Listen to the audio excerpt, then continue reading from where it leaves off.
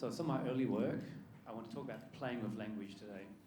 There's different ways to learn, of course, but I want to show you the way I've found, which is fun, and it suits me and my skills and my personality. So this is an example of playing with French and English. So vélo in French means bicycle, and I love bicycles. So for me, it was an easy word to play with. So vélo, love of bicycles. So I used it in a painting and a cafe I designed. And I tell everyone who comes, you must love bicycle to come here. Another example is mixing English and Latin. So this is a chalk drawing I did under the Long Bridge, and playing with chalk. So the Latin comes out in the title, alas, allay. So mixing Latin and English, changing one letter. So simple, silly, yes, but I hope you never forget what is Latin for wings. And on top of that, I started to play with Vietnamese words, sounds and tones. So example is when I do chalk now, I always title it Fun Fun. Vietnamese for chalk, fun, sounds like fun. So I do things for kids, I do workshops, we do chalk on the ground at festivals, and it's a way that you start to introduce expats can learn Vietnamese very quick, and Vietnamese can learn English very quick. And it's that sharing of language ideas. And I'm going to show you many ways how I do it, and I hope it can inspire you to find ways that you can learn language outside of the formal way of rote learning. Because for me, it's very tedious. I love fun, and I think in images first, and I think most people think in images first. If it's funny, if there's an image to it, you recall it much better, I believe. So, Vietnamese tones. Very daunting when you come here. So this slide is, I want to speak briefly about the difference between English native speakers and Vietnamese. And especially me as a visual artist, I can't speak for all English native speakers, but I believe we see letters first. We hear letters first. Vietnamese, you grow up with tones first, or tones are very crucial to the word sound. So many thousands of times, my Vietnamese friends laugh at me because I pronounce it wrong, or they don't understand me. I go to the markets or Bia Hoi or wherever, and I think I'm saying it correct, and they tell me the correct word, so I pronounce it back, and I'm still wrong. So I want you to be patient with foreigners if they're learning Vietnamese. My best Vietnamese friends are the ones that can understand my mispronunciations in Vietnamese. For me, I learned Vietnamese first from the letters because I'm visual and English speaker. The tones were secondary. But from that journey, I started to learn the tones more. My pronunciation's still not good, but it's helped me by seeing the tones as visual cues. It's helped me to learn the language. So first, I want to introduce a word I really like in Vietnamese, chit care. I love it because I'm a designer. I love good design. I love strong design. I love clear design. But I also like funny design. I think it's quite memorable. So design can be fun too. Art can be fun. I'm really tired of art that's too pretentious or serious. Art can have meaning, but it can have fun too. Now to introduce keVinglish. So I'm very proud of this word because it joins my name and Vinglish very nicely. So when I had this idea, I was very happy because it's the idea of my version of language, or Vietnamese, English, mixed with Vinglish, which is very well known already. So it's a way I've found to have fun with learning Vietnamese and learning English, or sharing back and forth. And there's no set rules, okay? It's my language, okay? So it involves wordplay, playing with words, which most of us love language, want to learn language, want to improve.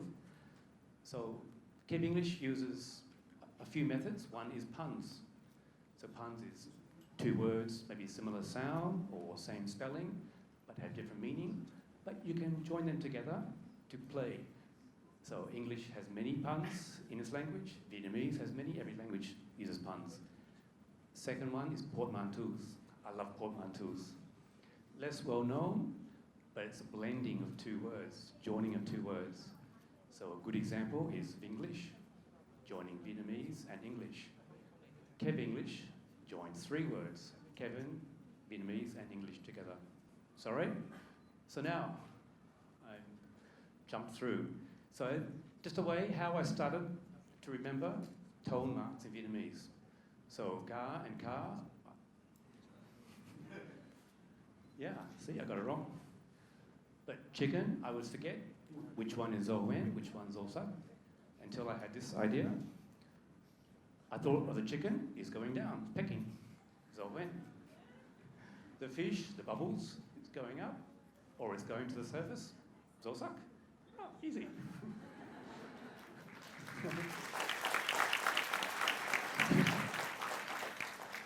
Thank you. So again, any foreigners who struggle, you can suggest these games to them, okay? Same with chua and chua. Same letters. So when I first learnt these words, I kept thinking, is it yogurt? Is it God? Is it pagoda? So then I thought of God is above, of course, Zosak. Pagoda is down, Zohoen. So again, silly, but I hope you agree, you will never forget it. Again, so starting to develop now, a bit more complicated, Lua. I always forget Zolmok, Zoloi, what is going on here? Until I thought they looked like flames of fire. So now I've never forgotten how to write Lua in Vietnamese. This is a pronunciation joke. I'm glad you got it. I went to Son La one time, so I had the joke of Son La, La Sa. Son La is far away. So again, finding little jokes. So joining Sa, Fa, Safari. I'm going far, Safari. Easy. And now I want to show you some drawings, some pictures. Again, foreigners, when they see cigar, what's going on here? Chicken, motorbike? This is a found object. So going from fire, I thought you change one letter. Now it's Nua, it's half. So Nua Lua, half fire. And then I learned the words for different parts of the rice plant. From the seed, you go Ma, Lua, Tok, Gao, Kum, Kam, Tam. So many words for parts of rice, parts of the plant, or broken rice, or rice powder, or clean rice. Lua, you change one letter, it's the rice shoot. So half fire, half rice shoot. This is an early drawing I did. And I did this drawing in Australia when I was back in Australia. And I was talking to some people and they were very interested. So I taught some people in Australia, some Vietnamese from this. This one is playing with sounds.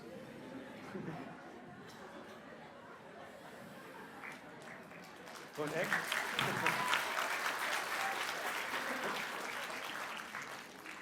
Thank you. What was I talking about?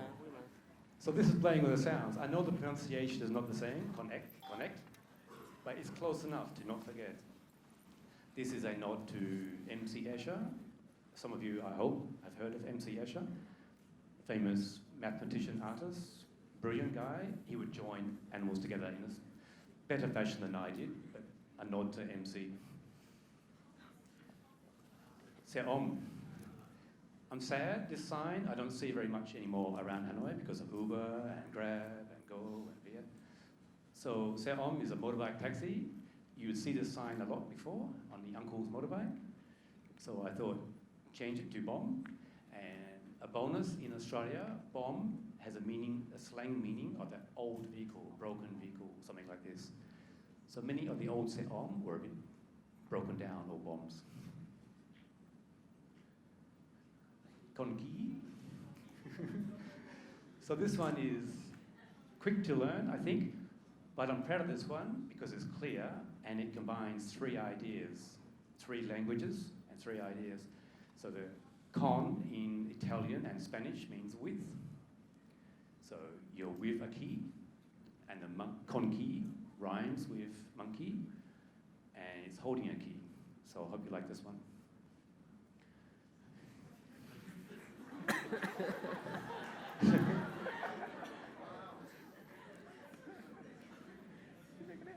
Now, when you see a duck in a cage, you'll feel sorry for it. It's a prisoner. Every time I see the duck on the motorbike, I think the poor convict, he's going to jail.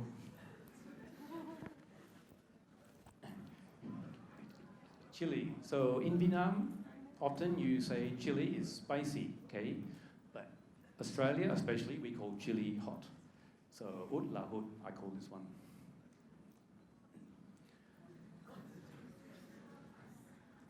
When I learned this word was the same meaning, I laughed so much. I thought, why? But I think it comes from the similar shape of cucumber and mouse. So konzu chuat. Again, I've not forgotten the word for both now because it's memorable, I hope.